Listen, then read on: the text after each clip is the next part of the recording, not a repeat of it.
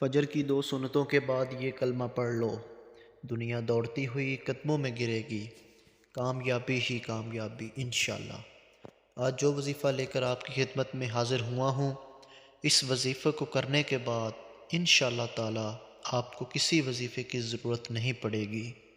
یہ وظیفہ ہمارے پیارے آقا کریم حضرت محمد صلی اللہ علیہ وآلہ وسلم کی زبانی ہے، ان کے لب اقدس سے یہ وظیفہ نکلا ہے، تو یہ بات کبھی بھی جھوٹ نہیں ہو سکتی، یہ بات ہم خود سب جانتے ہیں۔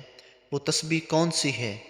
سبحان اللہ و بحمدہ، سبحان اللہ العظیم واستغفر اللہ، سبحان اللہ و بحمدہ، سبحان اللہ العظیم واستغفر اللہ۔ اس چھوٹے سے وظیفے کو آپ نے 100 مرتبہ کرنا ہے۔ سرکار دو جہاں رحمت للعالمین صلی اللہ علیہ وآلہ وسلم نے ارشاد فرمایا کہ اس وظیفے کو کرنے کے بعد دنیا تمہارے پاس ذلیل ہو کر آئے گی۔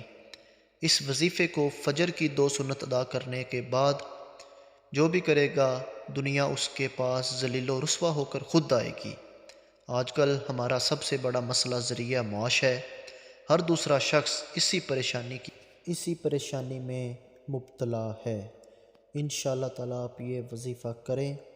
جن کے کاروبار میں برکت نہیں ہوتی، رزق کی وجہ سے پریشان ہیں، یہ ان کے لیے بہتر